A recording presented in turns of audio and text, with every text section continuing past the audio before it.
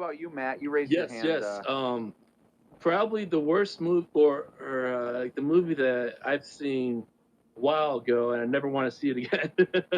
But anyways, it's that Mark Wahlberg movie from 2001 called Rockstar. Oh, that is Oh, that is a bad movie. That is a Yeah. really bad movie. Yeah. Ooh, how to it's interesting. Yeah.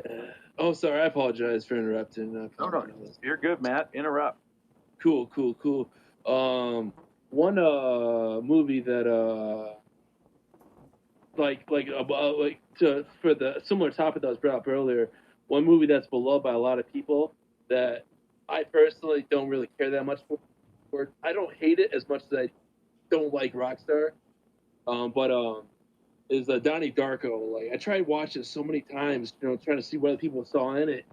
And every time I try to watch it, I mean, it's not that I don't like it. It's just that I think it's overrated, in my honest opinion. Like, it's just unbelievable. You know what I mean? Like, I spent most of my life in working class rural towns. And, yes, I have known some working class folks that were very, very intelligent, very smart. And, I wouldn't even go as far as call them geniuses, but they did not like math. You know what I mean?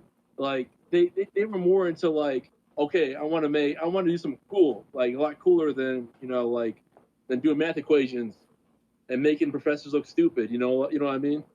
Now you bring that up, I've always thought Star Wars had no plot. I mean, obviously it has a plot, like the original trilogy, right? But but it was, I think, for its time. I wasn't around in the 70s and 80s. I was born in the 90s, but like from like when I remember old timers telling me when I was a kid is that the big thing about Star Wars, kind of like with Terminator 2, Judgment Day, even though I think that movie has a really good plot, is that it was more about the special effects. It was more about the action. The wow, look at that. Starship blew up, that type of thing. There's a lot of movies that That's I a whole different story than the road. I just want to say, like two last ones before I make myself a speaker again, because I don't want to hog this for everyone else. You know what I mean? So like is one, like I was only 4 years old or 5 years old when I saw this in theaters. I mean, obviously I was very young. But Street Fighter live action. It's for Tyrell's family. Predator versus Alien. Yeah. Speaking of Rob Zombie, I remember seeing his first remake of Halloween in theaters with some buddies, and I remember being the only one in the group thinking, "Oh no, please don't do this ever again. No, please, no." I enjoyed it. I actually liked that one. But I get it. I'm a Halloween enthusiast, so I can see people like not liking it. Right, yeah. I mean, 'cause I remember like a good friend of mine told me to my face, "Matt, you're wrong. You're so wrong. Shut up." Well, just remember, anytime somebody tells you that they're wrong when it's an opinion-based thing. Exactly. I mean, it was totally a joke, Like, I mean, we were just messing around, but yeah, I agree with you. Like, if it was like, like a really, really, really rude thing to say, yeah, tell them, go away. Yes, I remember the books. Like, I was working at Walmart when the books first came out, and I remember having to stock the books. And I remember like it was a high seller, and then I remember like hearing about like some of the context, what's about, and I'm like, all right, soft porno, okay, got it, and which I never seen the movie though. But damn, there was nothing sexy in that movie. Like I just remember I remember reading online comments of some ladies saying like just totally making fun of it, about how shallow the main actress was. Like, it was essentially like she just wanted this rich guy's money or something. It was something weird or crazy or messed up. You know what I mean? Like it wasn't really romantic. It was more like, oh boy, I'm gonna let this guy do all sorts of abusive things to me so I get his money. You know what I mean? Like, it wasn't about love. It wasn't about romance. It was just about money. You know what I mean? I mean, it definitely had that, and again, that was the kind of thing that, like, when movies get adapted from books, a lot gets lost in translation.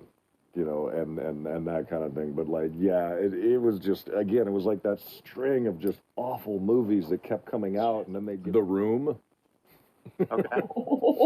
Oh my goodness, that's my favorite bad movie ever. Yeah. I was about to say, man, we always find, if we get Kevin Costner in every one of these, I just want Waterworld.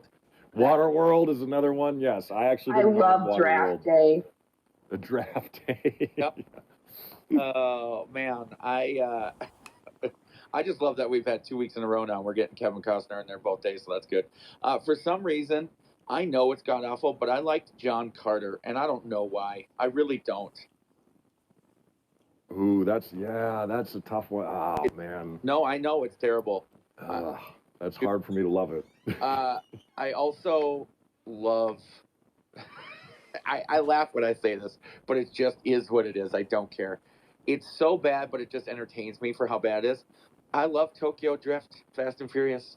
It's like my own little blanket of pure shittiness, but I love it in a terrible way. I love that part in Tokyo Drift where, like that, in my opinion, the unlikable main character, like calls the Japanese gang leader, I think he was. Yeah. He was like, "Yo, Timberlake," like he said that. And so I don't really care that much about Justin Timberlake as a fan, but I just thought, wow, what a really douchey way to insult, like not douchey, but not that I took it personal at all. It was all just for fun and just laughing, but wow, that's some bad dialogue. You know what I mean? Oh, I'm aware. That movie Triple something came out in 2002. Yes, another great terrible movie. Triple X was great, the original. Oh, Triple X. Did you see the sequel? The sequel with Ice Cube. Because no one knows anything about vampires in this day and age that we need to be taught.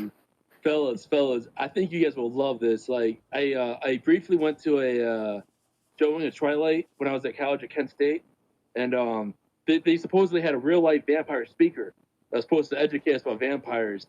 And now I didn't say this. I don't think anyone else said this, but I thought it would have been hilarious. Someone would have shouted out, like, the moment she said she's a vampire, someone shout out, "Prove it! Prove it!" And everybody else in this group for inviting me in. Yeah. This was a lot of fun, and I'm looking forward to next week because I have a lot of rom-com, which you guys might know, may not know, and I even got a lot of original rom-com, like kind of a screwball type of round-ball screenplay idea that I do not care if it's made or not. I just want to tell it because I had a lot of fun writing it, and like I said, I don't care if it gets made or not. I'm not trying to pitch. Don't take this me trying to pitch for anything.